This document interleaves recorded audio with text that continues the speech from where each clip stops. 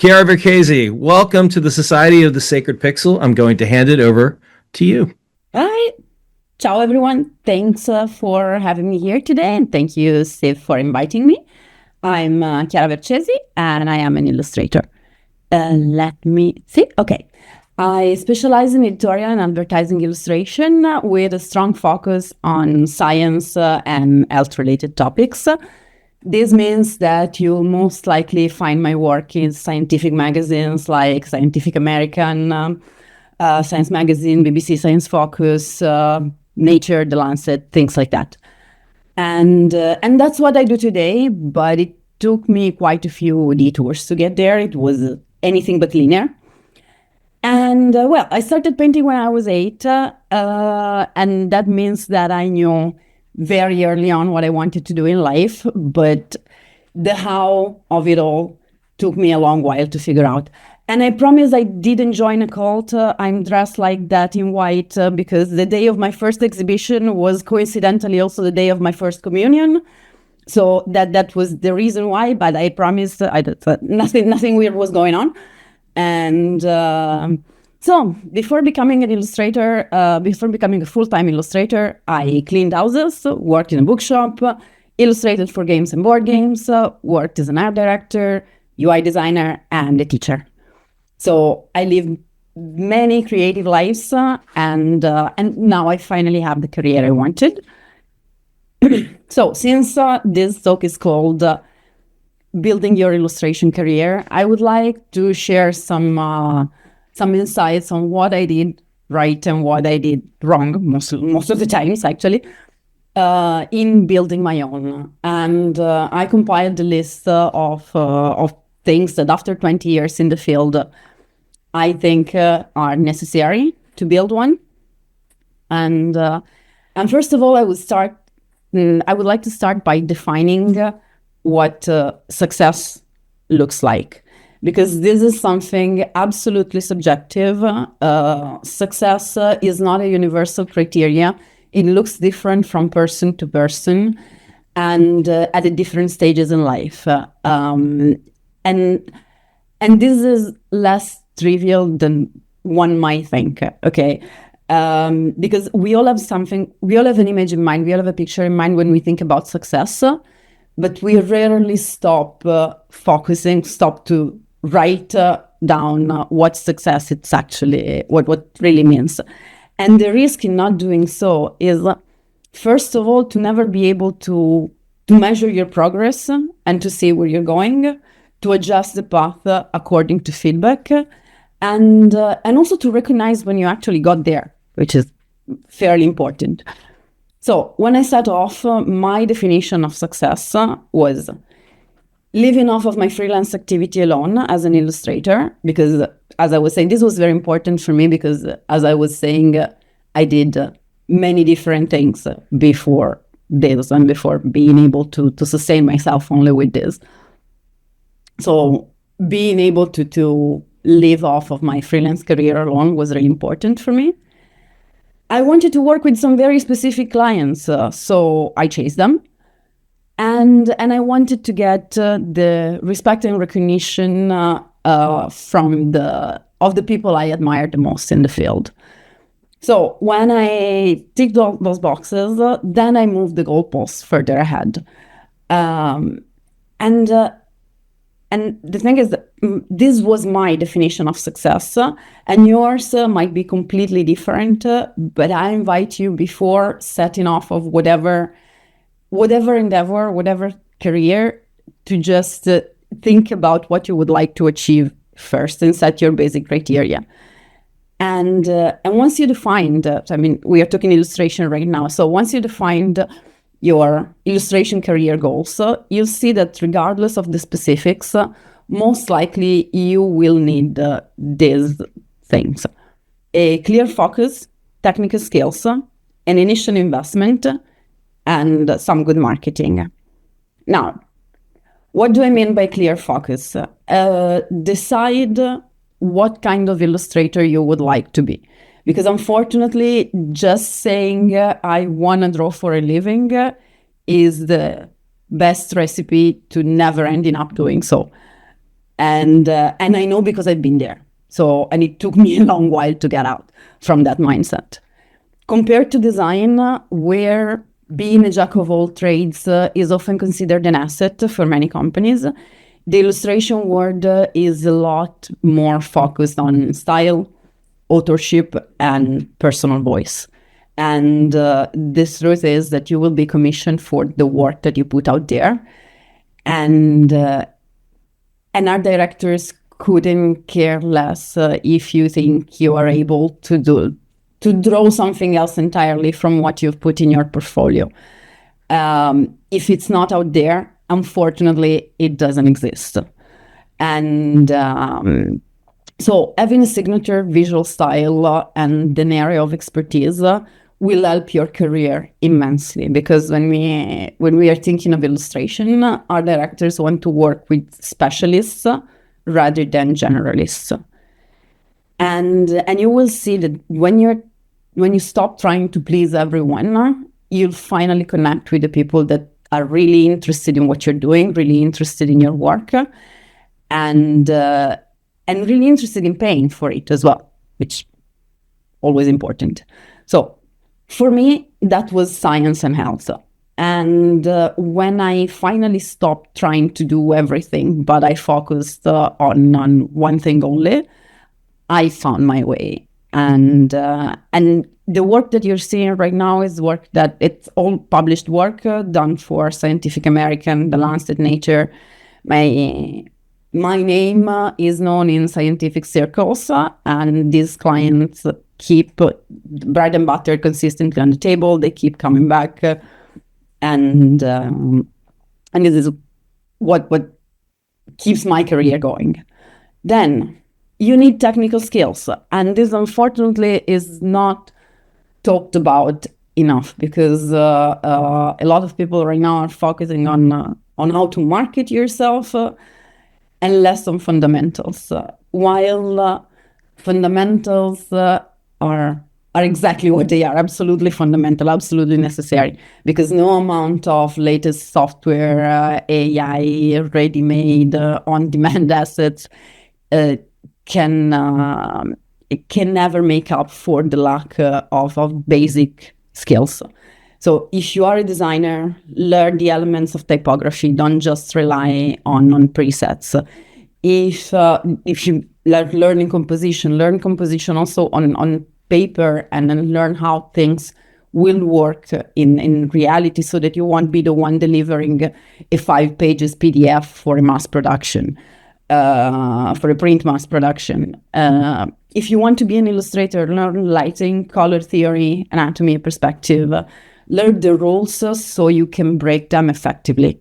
Because I'm not advocating here by absolutely any means I'm not saying we all need to be realistic artists, but the thing is that if you know the rules, then you know how to break them, and you know what to do with them.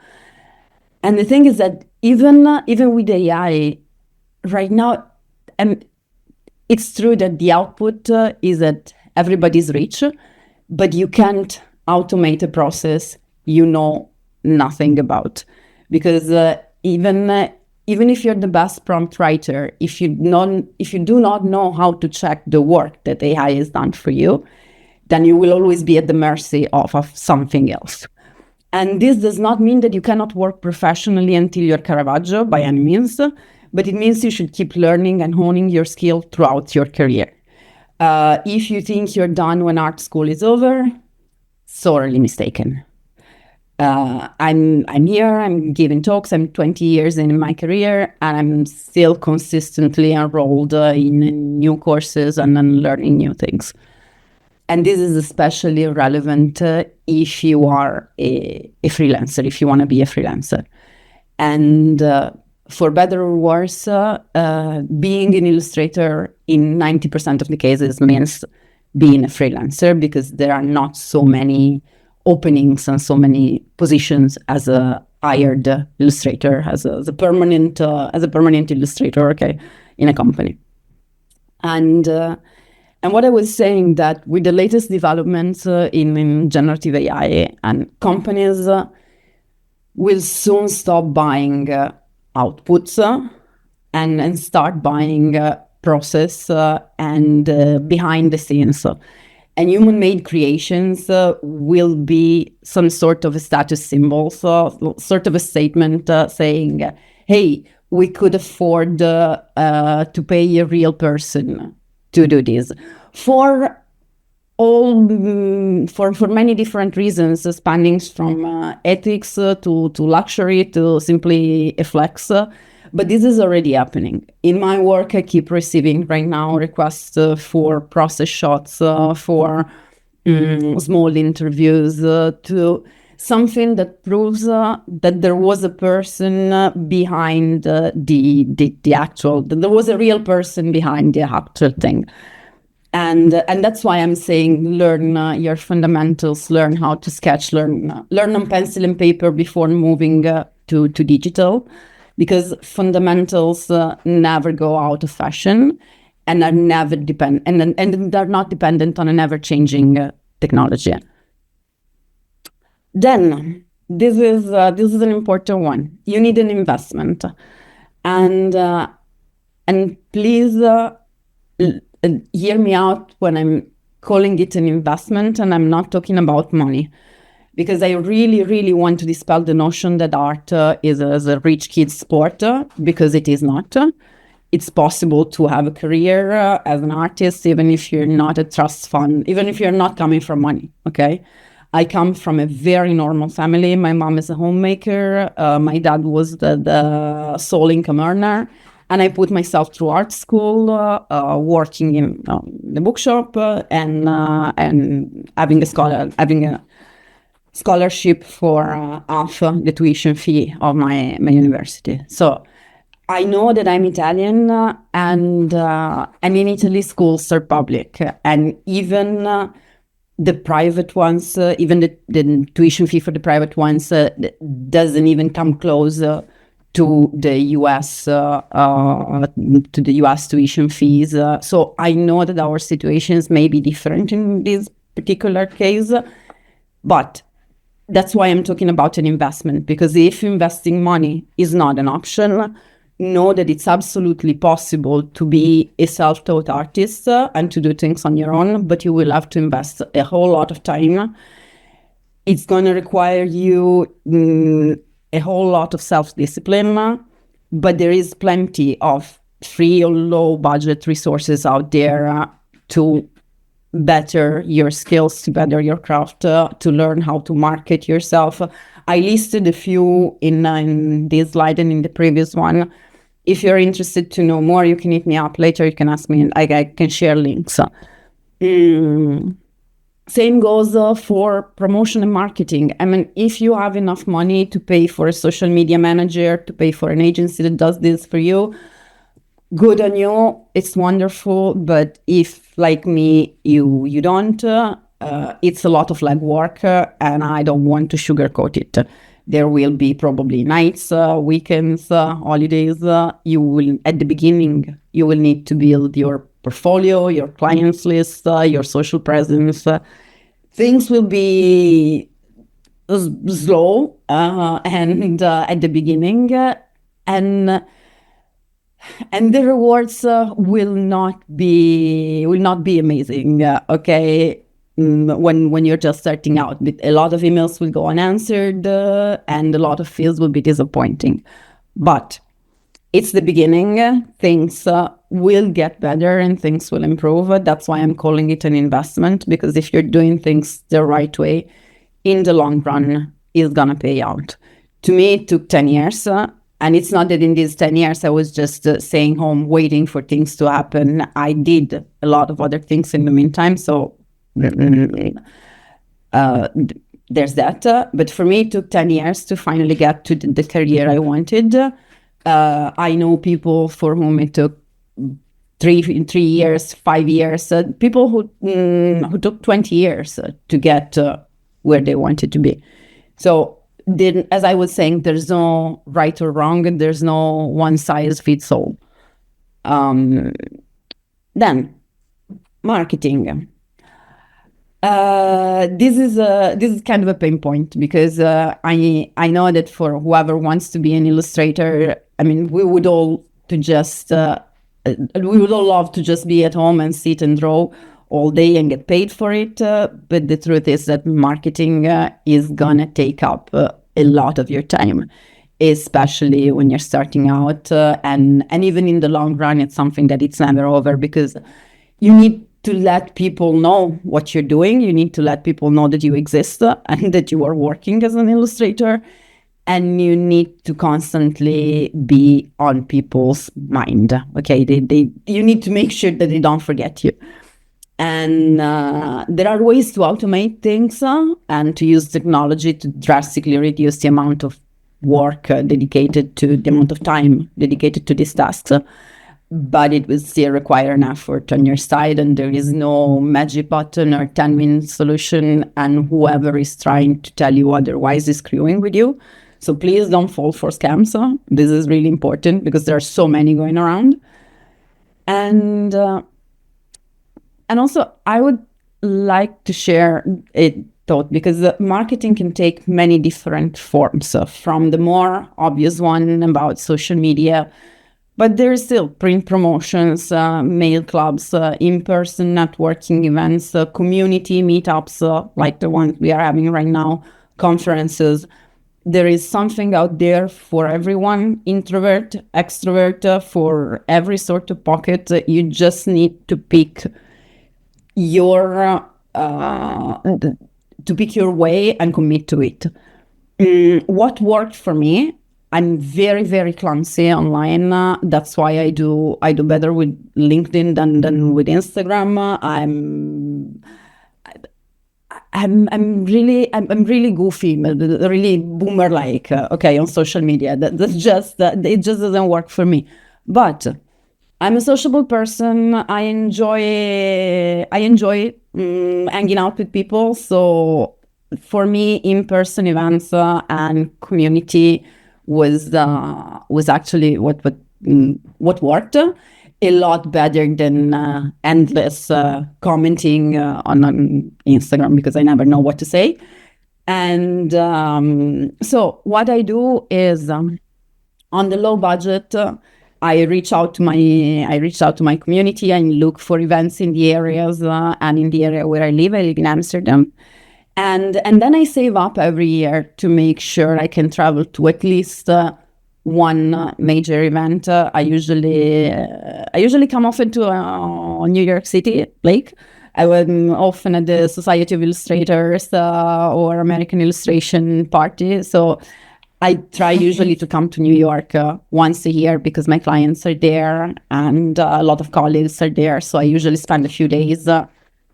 And also another thing that worked really well for me, it's actually a community not very different from this one.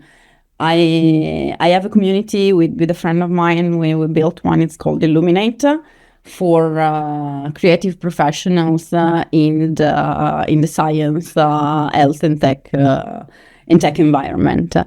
And now that traveling is not as easy as it used to be, I'm adapting and working more with this community than I used to do at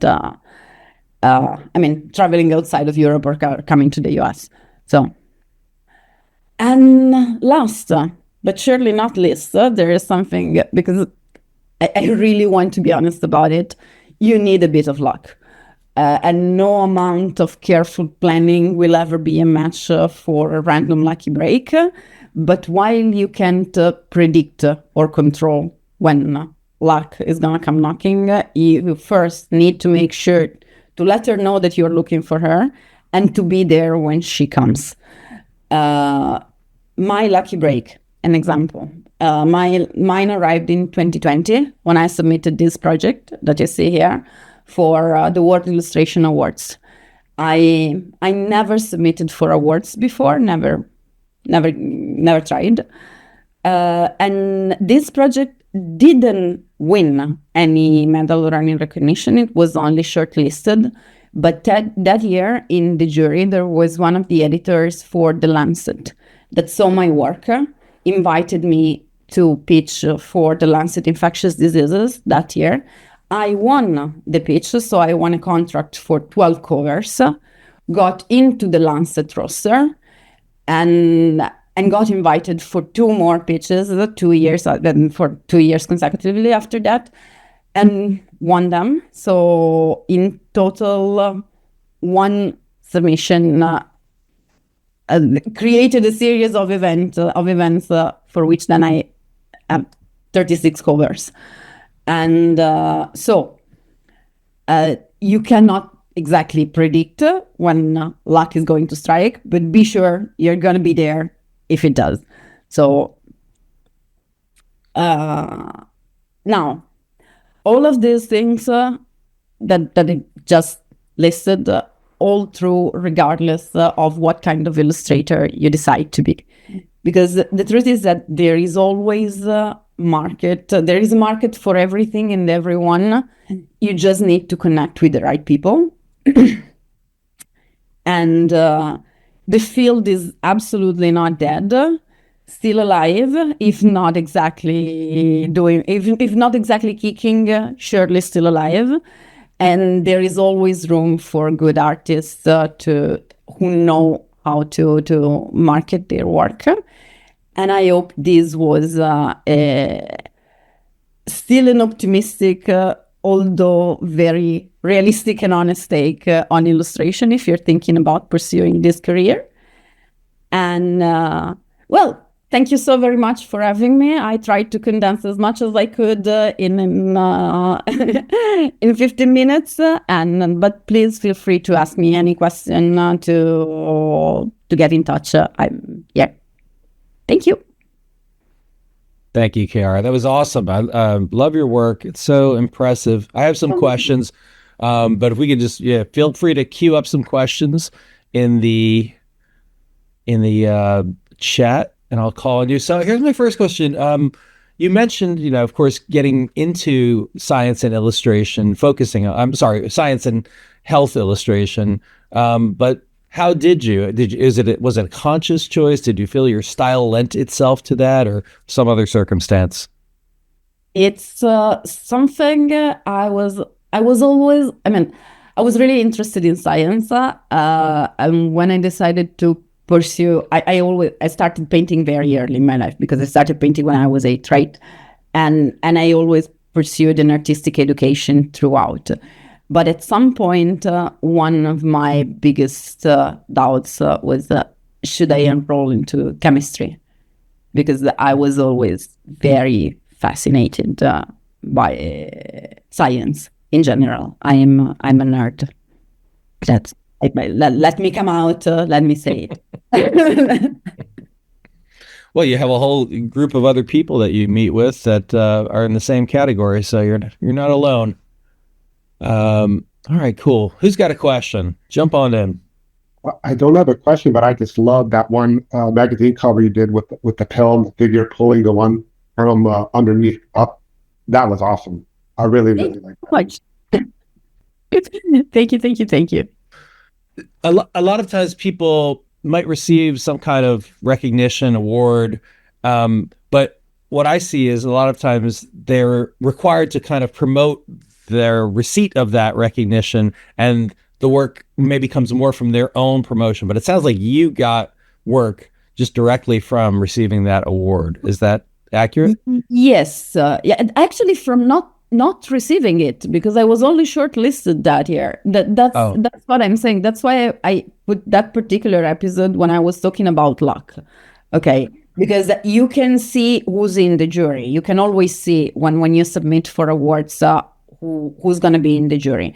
And this is mainly the reason why you do it, because you want your work you want to show your work to potential clients and to people that you are interested in working with, or you're very interested in the opinion of, if there are some illustrators that I particularly love and particularly like, and I know that if they are in a jury of a show, I will probably submit because I would like them to see my work. Okay. And the same thing goes for clients, and because a lot of people, a lot of jurors are actually art directors, so people then commission work, and you cannot, you know that they will see your work. You cannot predict if they are going to be interested, if they are going to like it, if they are going to, or even act on it. Okay, that's why I'm saying keep sharing, keep sending, because it's not, maybe it's not going to happen 9 times out of 10, but that one time that happens is going to be worth it. All the 9 times that didn't. And actually the year later, I won illustration awards. So I wasn't just shortlisted, but I won the medal and on. And nothing happened. But absolutely nothing, but zero tumbleweed afterwards. So luck. All right, he's got a question for Chiara. I got one. I was kind of curious on what you were saying about like really pursuing the clients that you wanted to go after. And then also too, like what your methods of outreach are for maybe trying to get new clients, or whether like doing things like emails or in-person events, and what's more successful for you. Okay, so I'll start from the bottom. I do what I do, and what I found absolutely successful is outreach, personal emails. So not the email blast, send 500 emails to whoever, to all your clients list. No, research the client, research the people you want to work with, send them work that it's relevant to them. That's why I was saying it's a lot of work, because it takes time, but it's actually very effective.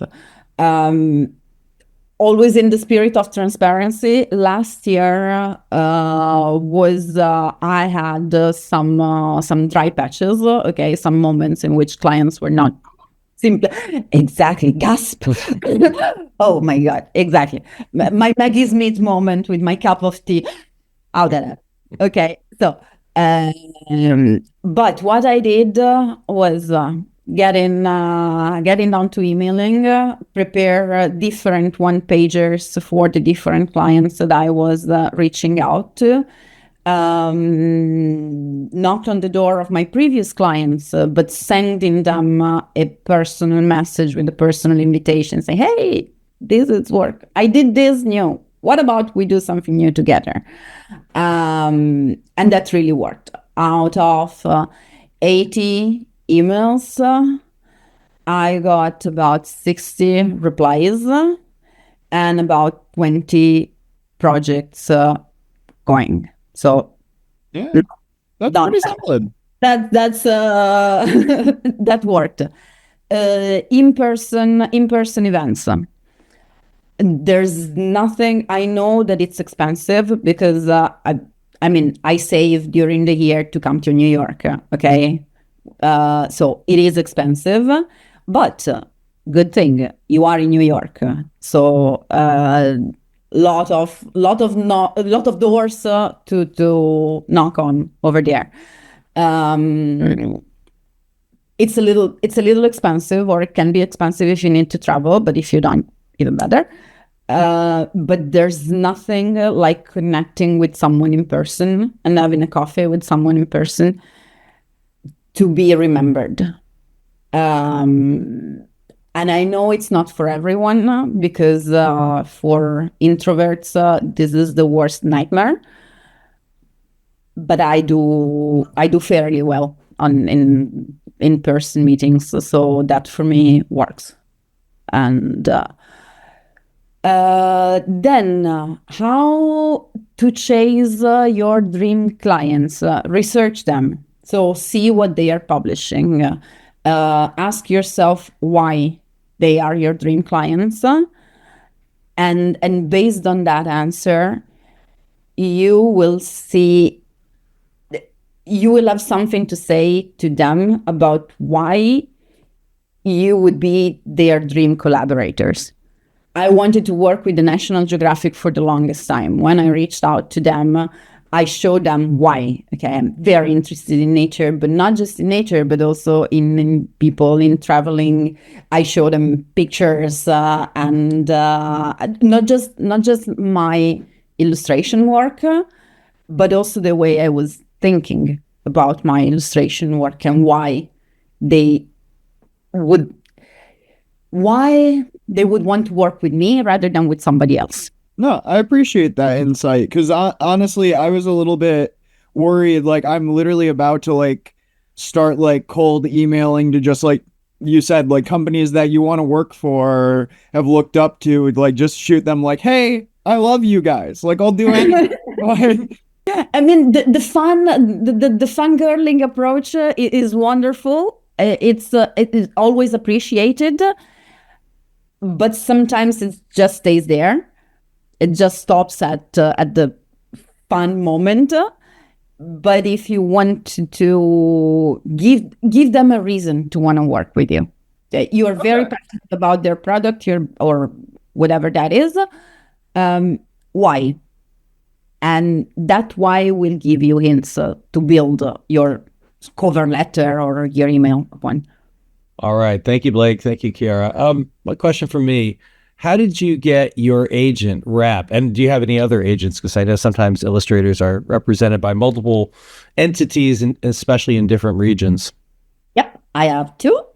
One in the US and one in the UK. The one in the US it's actually a funny story because I sent an email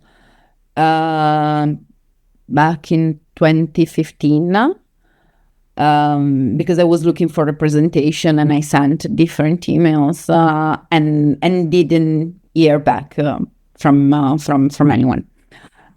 2 years later, I received a phone call, which in 2017 was already bizarre. And so I received a phone call, and this guy started talking, and it took me good 3 minutes to understand who was it. What the hell? What is this? The Nigerian prince? Do they want? Is this the inheritance? I finally, yeah. Okay.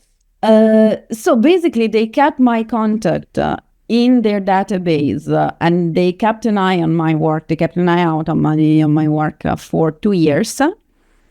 And when they felt like I was solid enough to be taken on board, they called me back, and it took me a minute to remember who they were, and the fact that I wrote them first.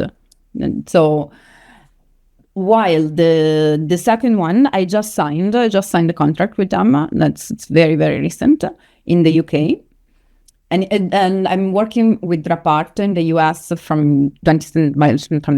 2017, and I absolutely adore them. They did wonders for my career.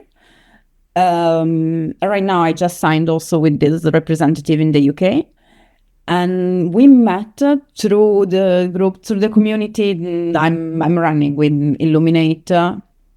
We invited her for a panel to have an agents panel, and so when she saw my work, I heard her talking, and it was really nice. So I got in touch afterwards and say, hey, how about we work together? And it worked out. Did it take you time to get up the confidence in life in the long term to be able to promote yourself in that direct way?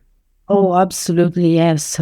That's it's something I still haven't fully built. I'm not fully there yet. Like talking about skills, it's a never-ending job. It's something that you keep building and building and building. Also because things keep changing and you need to adapt. So something that you learned and you thought, fine, I have it done, and then you need to learn it all over again. So it's a never-ending job.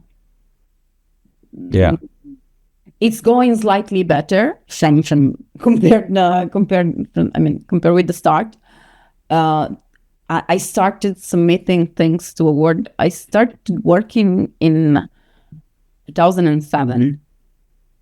I started submitting for awards in 2020. And I imagine it gets a little easier over time, especially when you get some results out of it. Indeed it does. But that's why I said at the beginning, the many things I did wrong and the very few I did right. What I'm saying is that if I start, you never know what people are going to react to. So if I started putting myself out there a little earlier, probably I would have had some feedback, even just feedback, just to adjust the path forward, because also that is super valuable and it's super important. But as Homer Simpson said, if the man, the one who never tries never fails. Sure. Absolutely true. Didn't know we'd be quoting Homer in here. Come on. Yeah. Oh, that's great. More questions? Hi, Signora Vercesi. Oh, I wanted to ask, now you're in one niche, but you're like crazy talented. So have you thought about going in different directions, different industries? yeah, absolutely. First of all, I've been in many different industries before landing here. As I said, I started as a designers for games and board games, so something completely different. And I do oftentimes do something else and have fun with different things. It's really important how you position yourself, though, as in you can branch out in as many things as you want, but you need to be aware of how you market yourself, because if all of a sudden you start marketing yourself as a jack of all trades, unfortunately in illustration it just doesn't work. Art directors are going to be confused. They don't know what honestly, it's better if you separate the portfolios, right? If you have two different websites and with one you do editorial illustration, you call it Nichelle illustration, and you present all your editorial illustration, and with the other one you call it Nichelle branding, and you do all of your branding work, and I don't know, maybe in your editorial portfolio, colors are more desaturated, more, editorial and muted, whereas in the advertising one, colors are splashy and flashy and very pop because it's advertising, but clear things so that people know exactly what to call on you for. Because unfortunately, at least the illustration market is very focused on style and personal voice. So being a brand is almost required. It can be limiting sometimes, but there are ways to keep doing what you want and to keep experimenting on your own. And see if pivoting to stuff and see if other things work. There are ways. I just would not scream it out the window. Let everybody know. Okay, just do your experiment, do your thing, see if it works separately before announcing to the world, hey, Nichelle is not just an editorial illustrator, but from tomorrow on, I'm doing patterns and character design.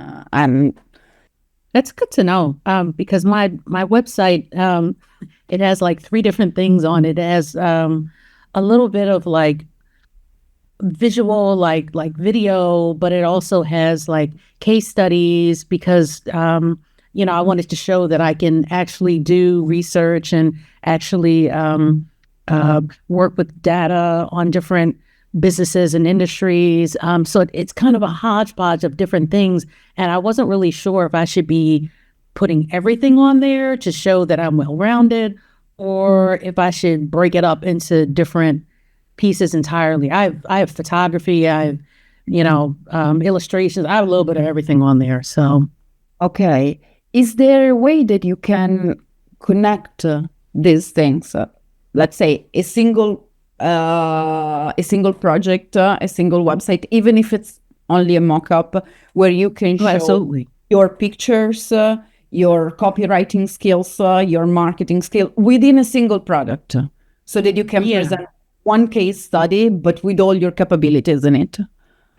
I have a case study of a coffee shop, and I have a website that I built, and I have some research that I did. So I can sort of do like an entire e-retail, thing that's specifically about the coffee industry.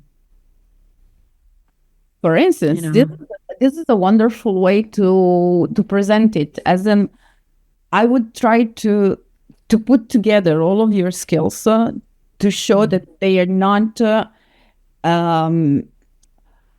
scattered. They're not scattered dots all around, but they come together to make a full-rounded professional figure. So you can do something very specific with a ton of different skill sets. And as I was saying also, the design industry per se is a lot more flexible than the illustration one, because for designers is often a good thing, knowing, having multiple skills, okay? Whereas for an illustrator,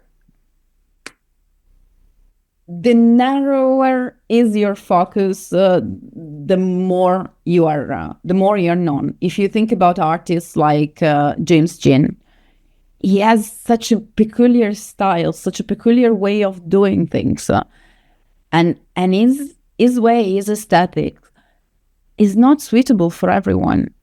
Is so good. Every time I look at his work, I want to chop my hand off. But but it's not for everyone. It's not suitable for I don't know, for online products, for websites. It's more fine art, print kind of thing. And so find your niche and try to work on that. Molto grazie. Oh, prego. Thanks, Nichelle. I just found I had not heard of James Jean, and I pasted a really long link in there. Yeah, I know. Speaking of that, Chiara, who else? What other illustrators and fine artists have you were inspiring to you in different ways? Oh, so many. Well, Lorenzo Mattotti is one you should all know. And I'm writing names over here, so you can go check them out. Edward Kinsella. Yeah, and there are many more, but these are some of my favorites. In particular, Lorenzo Mattotti, and I want to show you. I have all of his books.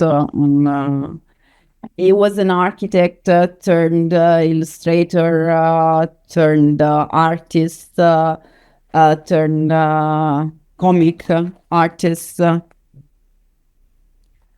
And still active right now. He did a lot of covers for the New Yorker, for Vogue, and things like that. So go check him out if you don't know who he is, because it's a feast for the eyes. I really love him. And recently he also directed a movie, Bears in Sicily, something like that. But I'm not sure it's translated in English. It's a French movie. Anyway. Yeah, I think we've all felt that way. You're like inspired and depressed at the same time. Yeah, indeed. Like what? All right, very cool. We all have people to check out now. I don't know that I knew any of those, and I feel embarrassed, but that's okay because I'll remedy it. Blake also asked earlier, Cara, who what I don't know what this means, but he asked what you scream out the window. And Because I was saying, no, I think it's something I was saying to Michelle, as in you can experiment with whatever you want, but I wouldn't scream it out the window when you're just experimenting.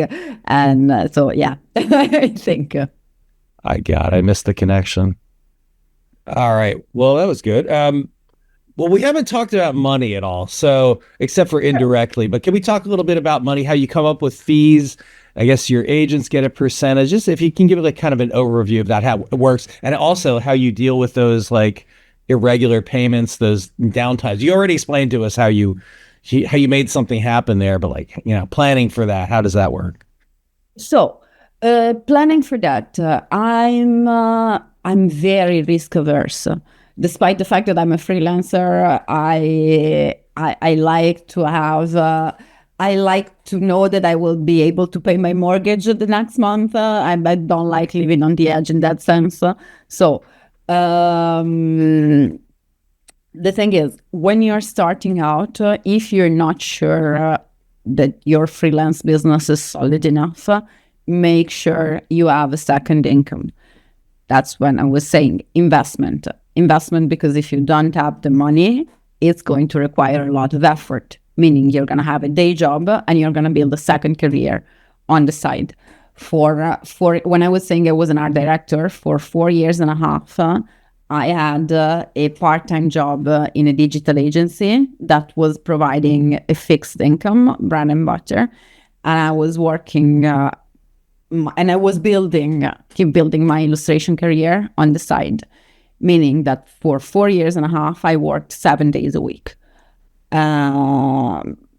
with often nights and then holidays included. Then once after 4 years and a half, I had enough savings. I was ready to make the leap, to take the leap and just go back to be solely a freelancer. I did it, but I did it with an agency that was already representing my work. I did it with already a few steady clients, returning clients, so people that kept coming back. I did it with savings in the bank, important. I did it with a plan. So with, okay, I will need this amount of money to get to a good financial year, because also when you are a freelancer, counting per month, it doesn't really make sense. You calculate on the financial year, okay? Because you can get a super big advertising project, a project that is going to take you a few months, and it's going to keep you busy for a while. And it's going to give you a lot more money than, I don't know, 50 small editorial illustrations that are going to keep you busy the entire year. Okay.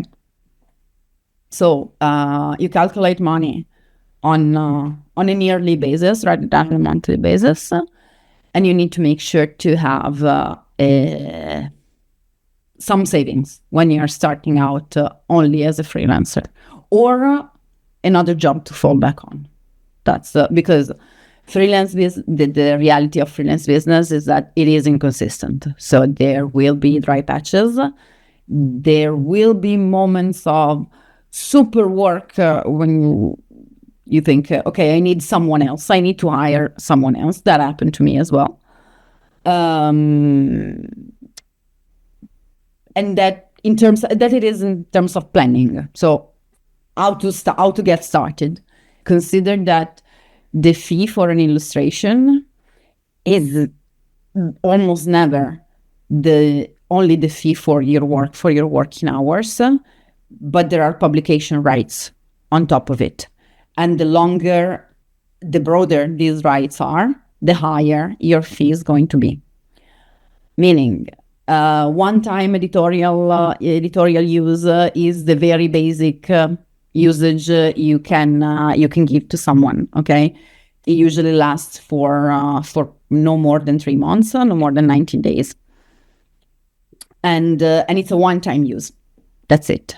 If they want to reuse it to republish the same illustration, let's say after 6 months or on a different platform, they need to pay something extra on that. The higher you go, the higher the fee, basically. So the more right the company wants, the higher your fee is going to be. Beside very rare cases, I usually suggest not to completely sell out all the rights, but to always retain the copyright and intellectual property of your work. This is not always possible, especially with bigger clients, okay? With big advertising companies, big multinationals, or with pharma. I work a lot with health, so when you're working with pharma, there's gazillions of NDAs. They want to retain all the copyright of their work. A lot of time you can not even show the work in your portfolio. If they want this privilege, it is achievable, but they need to pay the right amount of money for that. Because what you need to keep into account is that you get your work, you get more work based on your portfolio and based on what you show. So if you work for months on a project that you then cannot show, so you're not publishing anything new, well, they need to pay for that time and the time it will take you to make new pieces to make up for the time you didn't show anything in your portfolio. Anything else pricing-wise that can be helpful? Anything Well, else? I would just, if anyone wants to jump in after me, please do. But I just wanted to tag on to that. Do you, I assume you at some point were negotiating your fees, but now your agents do, I assume. And if the fee doesn't reach what you think it needs to be, do you decline, or do you ever kind of like propose doing something simpler, something different? How does it work when the money doesn't make sense? When the money doesn't make sense, it's a decision tree. Does the money make sense? Yes or no? No. What can I get that it's not money? Does it make sense? I did projects. I think I should, during the presentation, there was an image with a couple of polar bears. Perfect. I did that campaign for the Lincoln Park Zoo in Chicago. It was an amazing campaign for Earth Day. It was to collect money for conservation initiatives and things like that. So something I cared about. And something I really wanted to do despite the money, because let me be honest, the penguins and the polar bears were paid more than I was for that particular project, because the fish that the penguins ate was surely costing more than my entire fee on that project. Why I decided to do it anyway? Because I've been given complete creative freedom, so I negotiated, okay, the fee is not up to par, but I'm doing it if I can do exactly what I want. If I can be involved in the project beyond just the illustration, but be also involved with the creative team to shape this project. If as an agency you're gonna help me with the submission costs for the different awards that I'm going to submit to. And if we do not have time limits, so if this thing is taken very slowly and I don't have to work at nights and weekends because of this. This was my trade-off. It did pay off because that particular project won a few awards and led to numerous other contracts, okay? And that was a choice, was a trade-off that I made. And usually during the year, I also save some time to do some pro bono work if for causes I care about, okay? Then, if there is no reason whatsoever for me to do that particular project because I'm not interested in the client, because the fee is not up to par, then I simply decline and say thank you, but no thank you.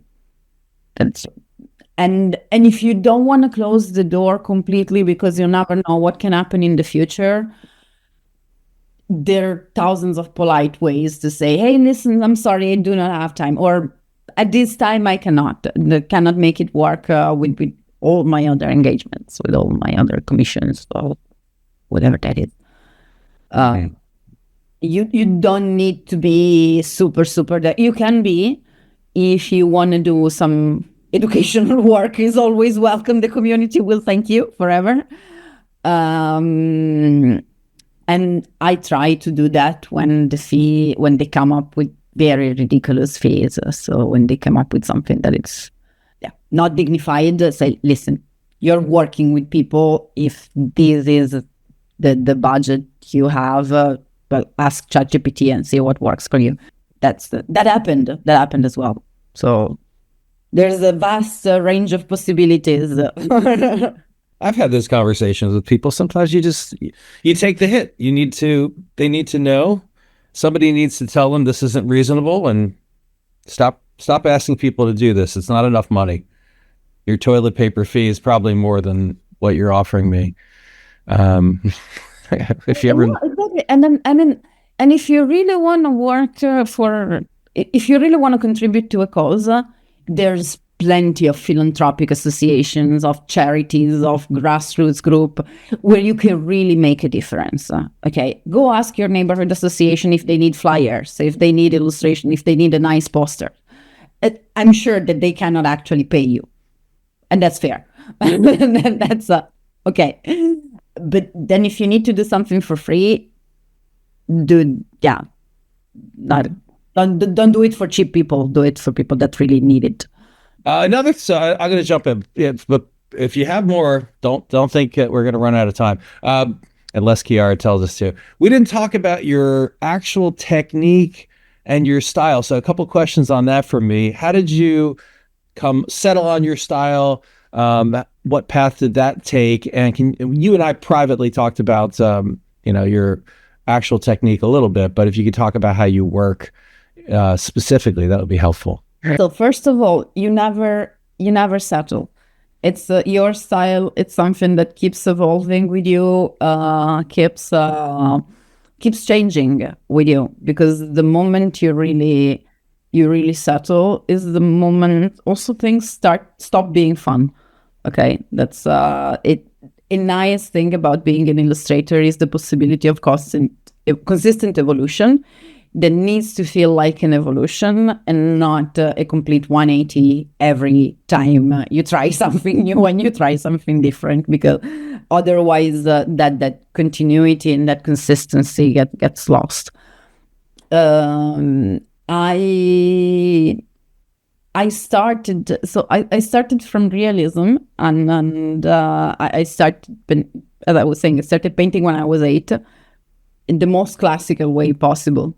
Gouache, oil, watercolors. I learned the basics, I learned the fundamentals, and I kept learning that.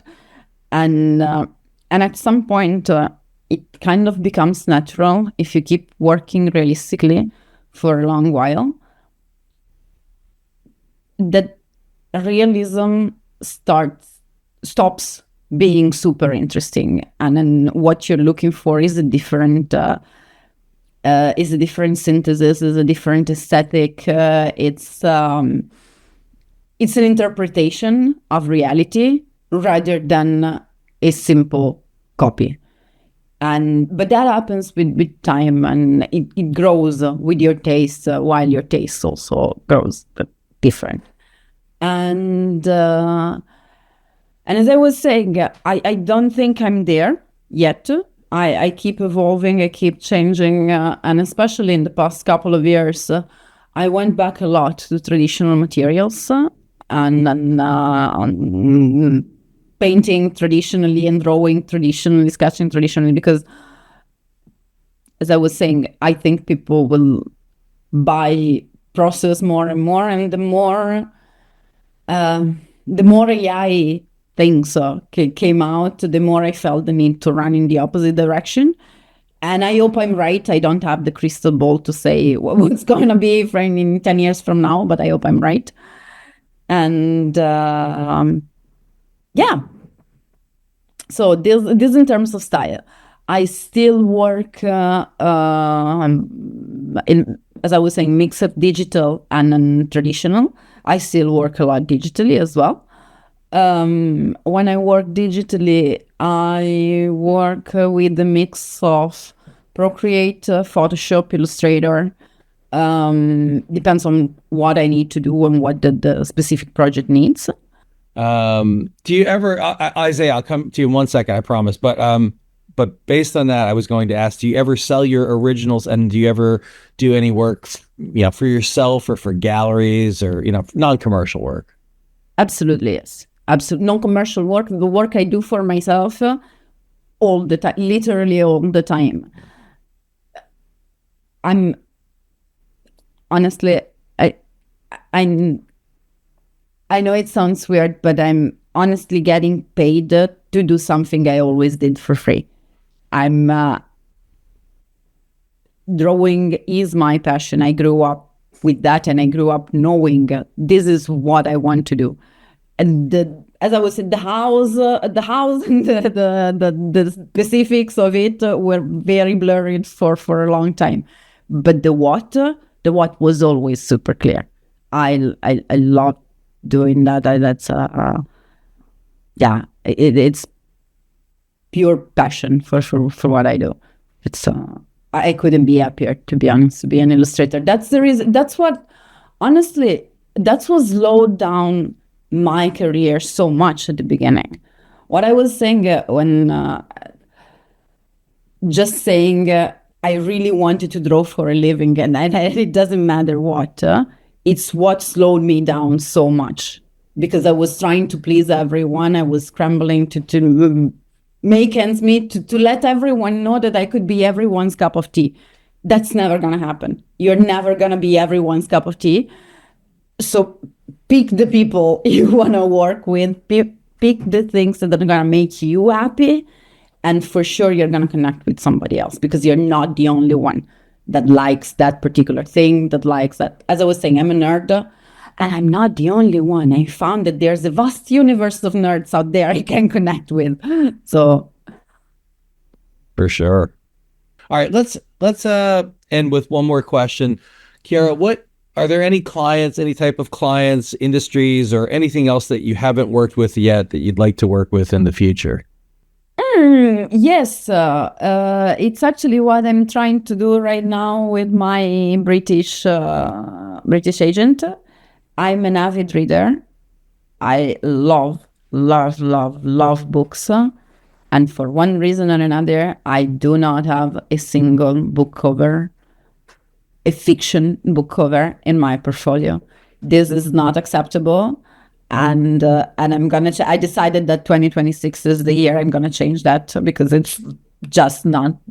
Why is this happening? So yeah, that's what's going to be this year. What do you have to do to make that happen? It's another area. Are you going to have to kind of start fresh with another set of agents, another set of No, not another set of agents, luckily, because the one I just signed the contract with in the UK as contact in publishing, and also my agent in the US as contacts in publishing as well. So that's not a problem. It's not a contact problem. It's a portfolio problem at the moment, because my portfolio is not suitable for book covers at the moment. I do not have pieces. So what I'm doing right now in my personal practice, and then personal business, personal things, I'm working on book covers. So some of the sketches that I've shown during the presentation were for a book, Gabriela Clove and Cinnamon. It's a book from Jorge Amado, is a Brazilian writer. And so yeah, this is what I'm working on. What I'm working on right now. I will have to prepare at least, I would say, 5 to 6 pieces, convincing book covers. And with those, my agents then can go. And I can also first, because one thing I would really like to stress is that having an agent is not a point of arrival, okay? But it's a starting point. So it's not that you can stop doing your promotion work, your marketing work, stop being out there just because you have an agent. But having an agent does absolutely wonders for contacts. So you can work with your agent to promote your work, and it's always a team thing more than wonderful. You get a percentage and then you do the work. Okay. It doesn't really work like that. It's more of a team effort. You need to prepare new stuff. If you want them to be able to sell your work effectively, you need to keep feeding them new work and also clear indications. Hey, people, I want to work with this. I wanted to work with the New York Times for the longest time. I showed up in New York. I had my agents already showed up in New York. We went out for lunch and I said, guys, what do I need to do to work with the New York Times? How are we going to make this happen? We worked together. We decided we went to their offices. We decided we selected what kind of illustrations. I prepared some others that were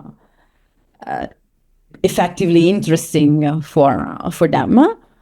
And then I got my chance. But when I finally got my chance, then I kept working for them, and they commissioned me, and they actually commissioned me because the preparation work was done effectively.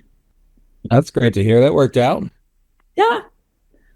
Well, we'll look for things eventually work out. It takes a while sometimes. So having the parachute, having a safety net. Okay, let's put it that way. Having a safety net, it's really important because illustration's career take a while to build. But they are very rewarding, though. It sounds like it. Yeah, right. It's great to hear where you are. We'll look forward to seeing some fiction book covers from you in the next year or two. You let us know. Hopefully. Well, thank you so much, Chiara. You've been super generous with your time. Thank you for presenting to us and answering questions. Thank you guys for having me. And anything else? You find me on socials, find the email. That's all. I'm here. If you need anything, just write.